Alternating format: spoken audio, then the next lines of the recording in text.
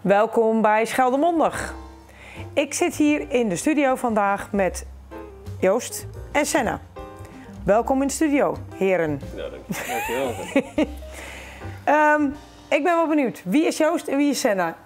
Wie gaat er eerst? Senna. Ladies first. Ladies first. Ladies first. Nou, ik ben Joost. Ik ben 22 en ik woon in Zuid-Vlaanderen. En ik hou me bezig met het maken van video's en fotografie. Dus op allerlei vlakken. Ja. Deels werk ik op filmsets of op commercial sets als belichter en dan deels hier in de buurt voor verschillende bedrijven. Ja. Leuk. Ja, zeker. Leuk. Ja. Ja, welkom. Dus. Senna. Ja, ik ben Senna, ik kom uit Oostburg. En ik heb nu momenteel een tussenjaar. Ik werk momenteel als eventmanager bij Dutch Bargain. Dat is een bierbrouwerij in het dorpje Groede. Leuk. En eigenlijk moet ik daar vooral voor alles doen. Van nieuwsbrieven schrijven tot... We hebben overlaatst een nieuw project uitgebracht, een blinde bierproeverij. En daarnaast ben ik ook aan het inschrijven voor een opleiding in Vlissingen, HRM, personeelszaken voor aankomend jaar. Wat leuk. Ja, Bijzonder. Nou, heren, welkom en leuk dat jullie hier zijn. dankjewel. Joost, jij zei net, ik werk als filmer. Ja. Wat leuk dat je hier voor de camera zit. Ja, klopt. Klopt, ja. Dat is misschien voor jou wel even iets anders. Ja, zeker. Ja, ik ben hier, ben nu 22, ben hier 12 jaar geleden ben ik hier begonnen ook met filmen. Ja. Dus toen was ik denk ik 10 of 11. En dan eerst items opgenomen op straat en dan interviewseizoen. En vanaf mijn 17e dan voor mezelf. Eigenlijk altijd achter de camera. Dus nu is Ja, ik heb toevallig Nou is het voor. heeft iemand mij net nog ingefluisterd dat je zelfs begonnen bent met Kikker TV. Dus ja, klopt. dat is Ja, iets wat langer zeker. geleden. Ja, dat is lang geleden. Dus ja. Senna, jij zit hier natuurlijk nu ook voor de camera. Als eventmanager sta je denk ik ook liever achter de camera. Well, dat maakt mij niet zoveel uit, maar achter de camera is soms ook makkelijker. Want daar is niet elke beslissing die je neemt, wordt niet door iedereen bekeken. Dat is wel waar. Dat is inderdaad waar. Jullie zijn vrienden. Ja. Blijkbaar. Oh. Ja. Hoe lang kennen jullie elkaar al? 10 jaar? Nee, veel langer. Vanaf dat ik was 8, denk ik. Niet. 9. Jawel.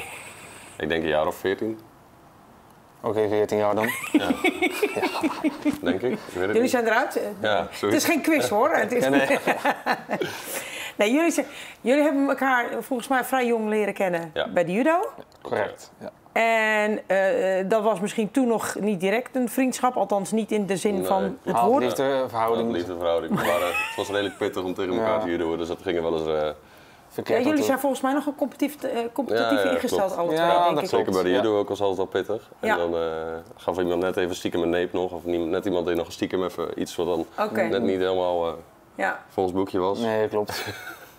Maar zo wordt het ook. Maar nu vinden jullie het leuk als vrienden, hoop ik. Ja. Ja, we zijn elkaar toen, na de judo, toen ging hij natuurlijk naar de middelbare school. Ja. En hij is toen op duur gestopt volgens mij. Bij Frans de Boever, je bent toch gestopt? Ja, ik ben nu gestopt met judo. Dus toen hebben we niet heel veel contact meer, of eigenlijk niet. Nee. Ja. Toen kwamen we elkaar later op café weer tegen aan de bar. Ja, klopt. gezellig. Dus eigenlijk, ik was toen afgestudeerd van HAVO5. Ik was toen een beetje mijn vakantie aan het vieren en ik was bij Goesendijntjes en toen opeens hoorde ik een stem. Dus ik dacht, dan moet ik even diep gaan nadenken hoor. Wie ben jij ook Ja, al? maar Ja, ik zei het tegen hem, ken je me nog? Ja.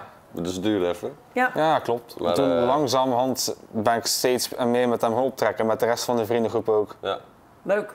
Ja. Dus jullie gaan dus nu ook, nou elke zaterdag, maar jullie gaan wel ook eens- regelmatig uit? Ja, we Echt, proberen elke zaterdagavond wel. Ja, en ook wel Gezellig. meestal de vrijdag. Vrijdag. En van die uitschieten dat het ook de zondag en maandag zijn. Ja, soms. Ja, jullie Ja. zijn jong, hè? Dat kunnen Ja, dat jullie nog kan doen. Hè? allemaal. Ja, Dat, dat klopt. dat lukt mij niet helemaal. Dat gaat vanzelf weer over. Joost, jij bent filmer. Je hebt een documentaire gemaakt Ja. waarin Senna eigenlijk de hoofdrol speelt. Ja, klopt, ja. Ja. Hoe kom je daartoe om die te maken? Was op begin uit de schoolopdracht. Dus we kregen als opdracht gewoon een documentaire maken. Ja? Toen zat ik nog op een opleiding voor een filmopleiding. Mhm. En het was eigenlijk een redelijk vrije opdracht. Je mocht zelf kiezen waarover het ging. Maar het Oké. moest wel er moest een persoon in beeld komen en die moest er een documentaire over maken. En aangezien ik Senna al lang kende en ik wou eigenlijk zijn verhaal echt wel eens graag in beeld brengen. Aangezien het Senna is blind en ik heb er vanaf dat we het judo al waren, merkte ik daar heel erg weinig van. Ja. En naarmate de jaren verstreken kreeg ik er best wel meer en meer bewondering voor. vond ik het eigenlijk wel mooi om juist zijn verhaal eens op beeld vast te leggen. Ja. Ja. Maar Senna, dan gaat Joost het met jou hebben over een documentaire. Hoe stond jij daar toen tegenover? Hij begon erover te praten op een moment in het café. Toen heb ik gezegd, dat doen we de volgende dag wel als ik nuchter ben. Ja. Ik zei, dan ga ik pas rationele beslissingen nemen. Daar heb ik wel eerst een paar weken over nagedacht. Maar toch, ja, ik zeg, je vestigt toch een beetje de aandacht op je. En het is toch een beetje privé ook deels. Ja. En er wordt aan mensen gezien die je zelf ook niet kent. Ja. Maar ik zei, achteraf, ik vond het ook wel een leuk idee. En zeker omdat het niet gewoon een documentaire is waar je zo statische documentaire. Hier was het echt gewoon op een andere manier en dat trok me ook heel erg aan. Ja. Dus daar heb ik uiteindelijk wel ja gezegd. Daar heb ik geen spijt van gekregen. Leuk. Ja. Leuk. Ik denk dat ook, zeg maar, mensen die je niet kent zien het ook, maar het was ook, zeg maar, niet mijn bedoeling op het begin om te laten zien in de documentaire Senna is blind. Dit zijn zijn beperkingen en dit is waarom Senna blind is geworden, maar meer ook gewoon het verhaal achter waarom Senna is blind en wat kan hij wel, Ja. wat doet hij wel Ja. en zeg maar de onderliggende boodschap ook van wat hij, zeg maar, meemaakt omdat hij niks ziet. Wat voor ons allemaal heel normaal is voor Senna Ja. soms een obstakel. Ja. En ja, dat. Ja. Ja. Wat vond jij ervan om jezelf te spelen, Senna, in die documentaire? Ja, ik vond het zelf heel erg belangrijk. Dat heb ik ook tegen Joost gezegd. Ik zei, ik wil niet, zoals hij al net zei, een documentaire puur op die blindheid gefocust. Ik zei, Ja. er zijn al genoeg van. Ja. Ik zei, ik wil echt gewoon een documentaire met de dingen die ik in het dagelijks leven doe. Ook gewoon met een positief beeld dat ik dat Top. doe, maar ook Ja. met het prijzenkaartje wat aan verbonden zit. Ja. Dat bepaalde dingen meer energie kosten of meer moeite. Ja. Ik zei, ik vond het heel leuk, ja. Die documentaire was voor mij speciaal. Leuk. Leuk. Maar documentaire, joh, moet ik dat zien als van je pakt een camera, je begint met filmen en Nee. een half uur later of een halve dag later ben je klaar? Ik denk niet helemaal dat het zo werkt. Nou, we begonnen natuurlijk op café. Dus, we begonnen op café, toen zijn we over praten. Dan duurt het even, ja. Dan duurde het even. En toen zijn we daarna ben ik eerst een paar keer zonder camera langs geweest. Te overleggen met Senna hebben we denk ik 2 keer een paar uur zitten praten. Van goh, wat willen we laten zien? Wat wil jij laten zien van jezelf? Hoe ver wil je, hoe ver wil je gaan? Ja. En hoe ver mag ik gaan? Ja. Eerst opzoeken van goh, waar liggen de grenzen? Ja. Waar kan ik, Wat wel. tot wat waar niet. kan ik dingen vertellen via beeld? Want ik vertel het, uiteindelijk vertel ik het in een video, maar Ja. het is altijd Senna zijn verhaal. En ik was ook echt wel vanaf het begin ermee bezig om zijn verhaal te respecteren Om en te zijn verhaal kijken te en vertellen. zijn verhaal te vertellen. Dus eerst heel lang gepraat van goh, wat voor dingen kunnen we nou laten zien en welke dingen zijn leuk om te laten zien. Welke dingen zijn belangrijk om te laten zien. Ja. En dan vanuit daarop bouw je dan steeds verder op een soort van concept wat je maakt. Van goh, dit komt er uiteindelijk in, dit wordt het. En dan hebben we eerst een interview opgenomen. Ik denk dat het interview 2 of 3 uur duurde. 2 uur volgens mij een beetje Ja. aan het Ja. praten, ja. Klopt. Eerst een interview opgenomen waar ik van tevoren ook al aan Senna heb gevraagd. Dat was wel een van mijn voorwaarden. Dat ik zei van goh, ik wil de documentaire wel maken, maar juist omdat ik je zo goed ken, wil ik ook echt wel de diepte gaan. En gewoon dingen vragen die ik, zeg maar, wil vragen en Ja. wat ik echt belangrijk vind. Ik denk dat het ook wel een voordeel was omdat ik natuurlijk Senna al kende, dat ik ook echt wel flink de diepte in kon gaan. Ja. En dat was dan soms wel lastig, misschien voor Senna ook. Maar uiteindelijk hebben we daar wel veel diepere boodschap mee kunnen halen uit het verhaal wat we wilden vertellen. Is het ook niet zo, Senna, dat omdat jullie een vriendschappelijke relatie hadden, hè, Ja. vrienden van elkaar zijn, dat dan ook veel makkelijker gaat? Ja, of klopt. je direct misschien meer vertrouwen hebt? Ja, klopt. Het praat sowieso al veel makkelijker. Je vertelt ook gewoon meer dingen die je voor andere mensen die je minder goed kent verborgen houdt. Natuurlijk, ja, weten van elkaar, als wij iets aan elkaar vertellen, dat blijft gewoon naar elkaar. Ja. Dus het spreekt gewoon veel makkelijker, het spreekt gewoon vrijer.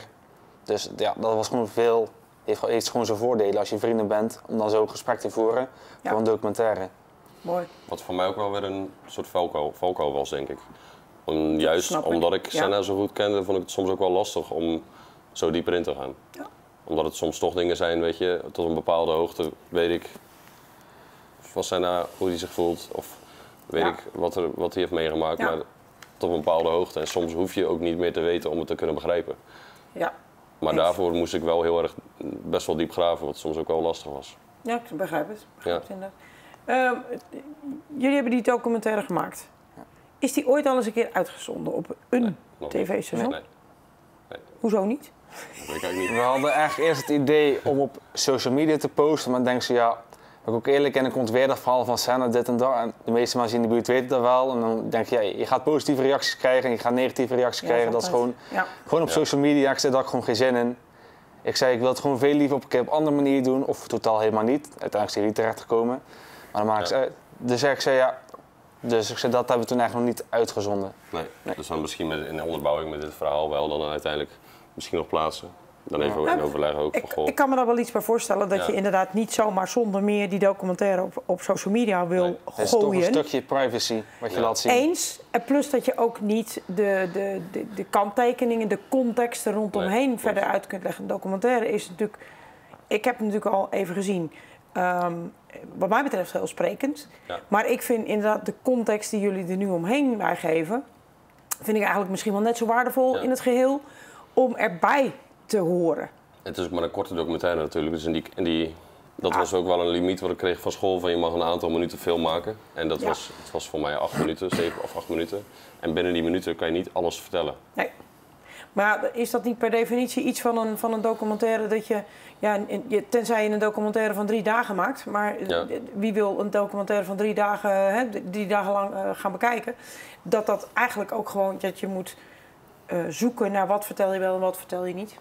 Ja, zeker. Dat was ook zoeken. Ik denk dat zeker omdat we ook 2 uur interview hadden, was het echt wel pittig soms om de dingen eruit te halen die ik echt wilde vertellen. En om daar één verhaal van te maken binnen 7 minuten. Mooi. Nou, wat ik wel heel leuk vind, is dat we hem nu gaan bekijken in deze uitzending. En dat hij daarmee dus voor de eerste keer op tv komt. Ja, zeker. Dus oké. Nou, gaan we nu eerst even naar de documentaire kijken. Is goed. Een van de dingen die ik nog goed kan herinneren toen ik klein was, waren de weilanden op de boerderij van mijn opa en oma.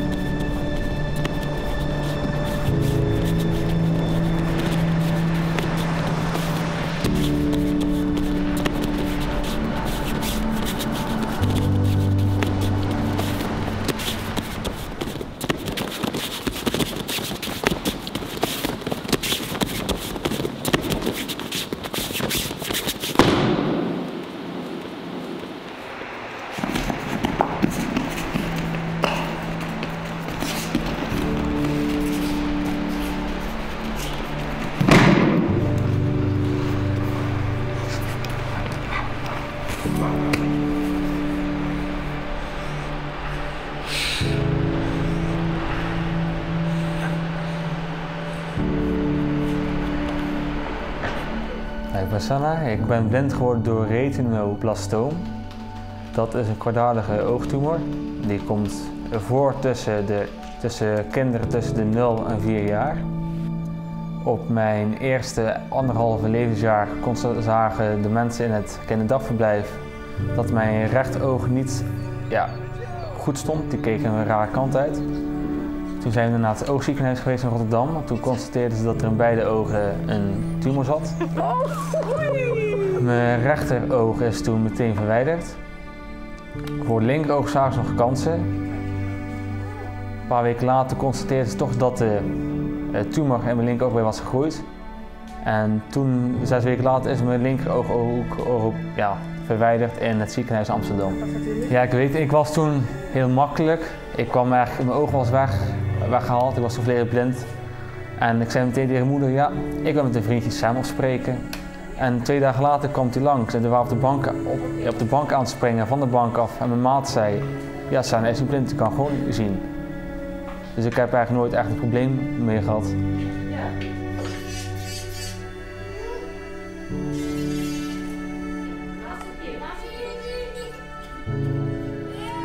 Op mijn 4 ben ik gewoon naar de basisschool gegaan. Ik vond het een hele mooie tijd. Ik had ook even vriendjes en vriendinnen. Wat mooi is van kinderen op die leeftijd is, blind zijn is voor hun geen obstakel. Die zien gewoon Sanna, de normale jongen. De overstap van de basisschool naar de middelbare school, dat is voor elke iemand anders. En het is wennen. Je leert er echt deels wie je bent.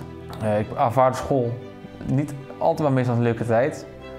De eerste klas was voor mij heel erg wennen, maar je wordt een beetje volwassener en de omgangsnorm is anders dan op de basisschool. Ik visualiseer het eigenlijk altijd als een apenrots.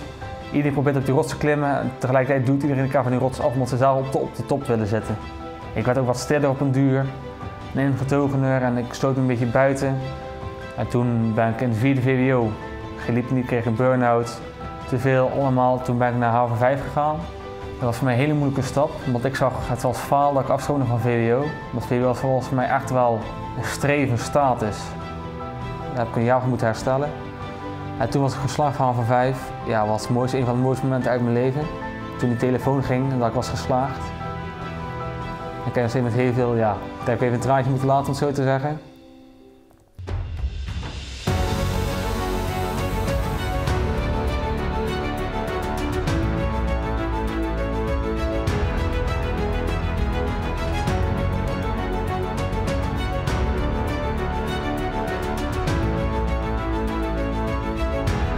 Voor mij was het mijn VWO en mijn judo was voor mij wel met trots en mijn basis waar ik ja, mijn zelfrespect uithaalde. Niet alle sporten zijn mogelijk. Pak bijvoorbeeld judo, dat gaat er wel, maar dat is op gevoel. Je voelt aan, tegenstander gaat die worp zetten, die maakt die beweging. Dus alles, ja, niet alles kan, er kunnen veel dingen. Je leert ook wat je mindset is. Als je zegt ik ga het proberen, dan kan je zien of het lukt. En als het een keer mislukt, dan kan je zeggen ik heb het geprobeerd. En dan ga je naar iets anders toe.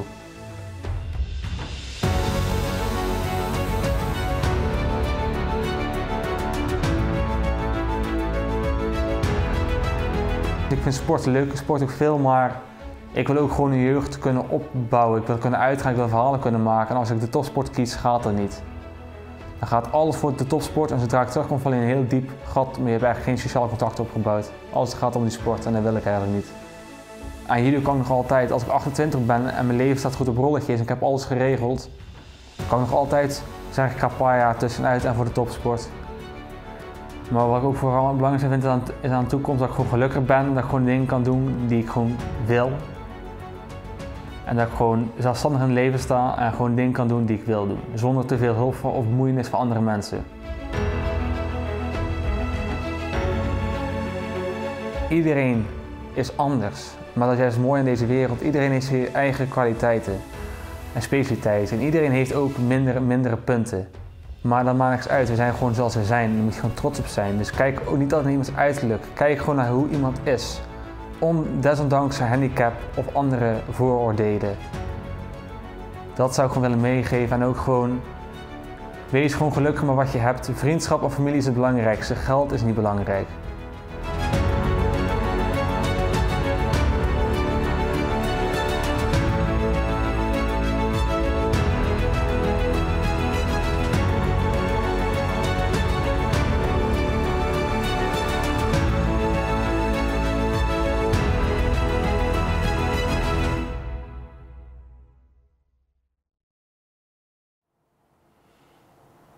Nou, wauw.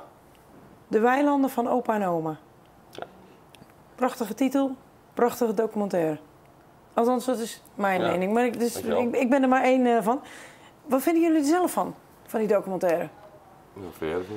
Ja, kijk, je bent natuurlijk veel aan het filmen geweest en je doet eigenlijk gewoon dingen die in de documentaires ook zijn gefilmd. Die voor mij zijn gewoon vanzelfsprekend. Dus je hebt, kijk, ik had zelf geen verwachting hoe die eruit zou zien. Ja. Die heeft toch een beetje bijgesteld toen ik hem heb gezien, maar dat is toch iets specialer als je het zo ziet. Aan de ene kant vind ik hem heel erg leuk, aan de andere kant kan ik ook niet kijken, maar ik kan gewoon naar mijn eigen stem luisteren. Dat is misschien ook wel iets. Ik heb dat ook hoor, na deze uitzending en alle andere uitzendingen. Nee, maar het is wel bijzonder dat je zoveel dingen, beelden en woorden en acties zijn samengevoegd in één verhaaltje dat eigenlijk in een korte tijd zoveel beschrijft. En dat vond ik wel indrukwekkend eigenlijk. Ja. Ik vind, jij deed in die documentaire, of jij doet in die documentaire een aantal woorden, CQ opmerkingen maken waarvan ik denk, nou, dat vind ik toch wel heel wat. Dat vind ik toch wel heel belangrijk. Die apenrots. Ja, ik vind het een geweldige, hoe noemen ze dat, metafoor? Ik ben geen Neerlandicus, maar een mooie beeldvorming. Ik krijg er een mooi beeld van hoe het leven eigenlijk gewoon is. Want je hebt wel gelijk. Ja, gelukkig. Dan weet je die uitspraak nog niet. Ja, ik weet de uitspraak, weet ik nog, ja. Dat iedereen, een apenrots is natuurlijk waar iedereen op wil klimmen, maar elkaar ook er weer van afduwen, omdat we allemaal van het mooiste uitzicht willen genieten. Ja, dat is ook zo, klopt. Ja, dat klopt. Maar dat is in het hele leven is dat, denk ik, zo. Ja. Ja, ieder op zijn eigen manier. Ja, ik denk tijdens het opnemen van dit documentaire kwam ik er ook echt wel meer en meer achter dat de dingen die Senna vertelt en de dingen die Senna meeneemt. En terwijl ik op het begin dacht van, goh, ik ga het verhaal van Senna vertellen, vertelde ik eigenlijk met die documentaire niet alleen maar het verhaal van Senna, maar eigenlijk van iedereen en van heel veel mensen. Ja. Maar het enige verschil is dat Senna ze soms net ietsje duidelijker meemaakt en dat het meer benadrukt wordt voor hem, omdat het, als bij anderen, bijvoorbeeld die apenrots ook, iedereen die heeft hetzelfde gevoel op de middelbare school.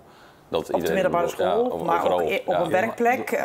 Op elk moment maak je het mee. Het hoeft niet per se bij een specifieke plek. Nee. Het kan ook gewoon een situatie zijn als je over straat loopt om iets te noemen. Ja, helemaal goed. Het kan inderdaad een toevallige ontmoeting zijn of juist geen ontmoeting zijn op een straat of wat dan ook. Ja. Ik bedoel, dat heeft niks met een bepaalde plek te maken, maar gewoon met het hele leven. Met hoe we met elkaar omgaan op sommige momenten. Ik vond hem... Ja, ik vind het helemaal prachtig. Dat viel mij gewoon op. En dan zei je nog een keer, Senna, dat je gelukkig bent. Dat is eigenlijk misschien wel een enorme open deur.